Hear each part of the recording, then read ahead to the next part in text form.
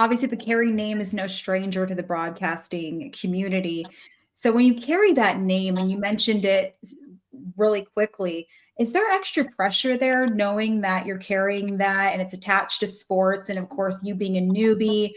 What's the connection there, and is it a, a weight on your shoulder? Are you worried about that at all? I think that there is pressure. I think people make it out to be more pressure than it is, Mm. right? I'm a very cerebral kind of overthinking type of person anyway. To have this name is a blessing and it is a curse. And I think Mm. people forget about the fact that it can be a curse, is because there are a lot of people that want to see you fail. There are a lot of people that pass judgment on you before they even know you. And then when you prove them wrong, you have to work twice as hard to do so. I don't like being behind the eight ball before somebody even knows me. And that's been a unique challenge. It's pressure in the sense that since I was 4 years old, anybody that knew about the legacy would say, "Are you gonna, carry on the family name and broadcast?" It was almost like it was planted into my brain from a very young age. Mm. But it had its positives and it had its negatives, and that desire and that fuel allowed me to get where I wanted to go, probably a lot sooner than a lot of people expected. And now I'm able to perform at this level, and the pressure has definitely dwindled a bit. And I think that that's a really important thing too, because I don't need to feel that pressure. I got a great team, I got great friends, I got family members that support me, and obviously the fan base has been great to me as well. And anything extra is great, but I like what I have right now, and I'm gonna be positive about that. You were 4. Is that as early as you remember somebody asking you about that? Yeah, I have a really good memory. Whether we were in Chicago, they would shake my little hand or whatever, ruffle my hair, and they were like, "Are you going to be next?" And I never really was able to conceptualize what that meant at that point. Mm. When I was 8 or 9 years old, I actually kind of understood what my dad did. Before that, it was dad goes to work and dad's away for 6 months of the Yeah. year.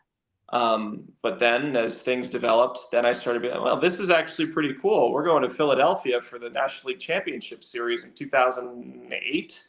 And he's calling it. And I'm like, why are we going to Philadelphia? Wait, dad's working there? Why is he there? And then, you get a glimpse of what it is. And my dad did a really good job of shielding us from that until we were ready. And, Yeah. it's allowed us to progress in our careers at a speedier rate than most, I think.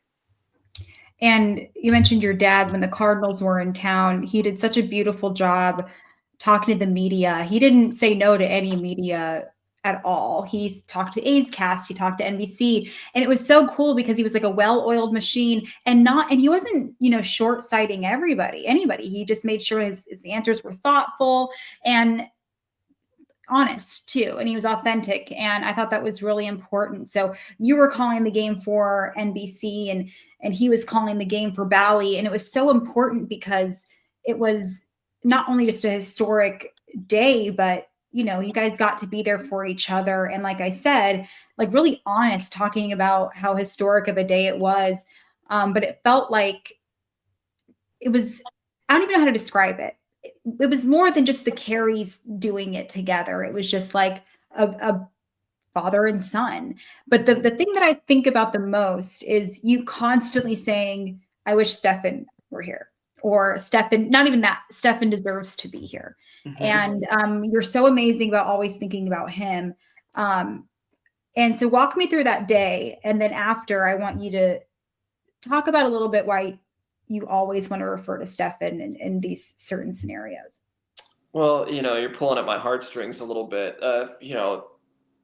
It was a quick response time. I mean, 3 days after my, first major league game, I'm seeing my dad, and I couldn't tell whether my major league debut or, being one booth away from my father was going to be a bigger, more important moment. And I think we have both got to the ballpark early. I don't know how he got there. I don't know if it was a bus or whatever. He taxied to the stadium, but he made sure, because he knew it was an important day to me, to be there for all of the reporters, and he Mm-hmm. knew what was ahead of him. And I think treating everybody with that level of respect is exactly what he's done for the last 35 years in his career. Reputation is everything, that. And we spent a lot of time together on the field, but we didn't really have a moment where it was just us taking it in together, Mm. which is okay because I Yeah. think everybody kind of wanted to be involved and say congratulations, and I wouldn't have it any other way. I think my dad felt like there was a bit of sadness that existed because my brother wasn't there. And he knew that even though it was one of the best days of my life, I couldn't be all the way 100% there.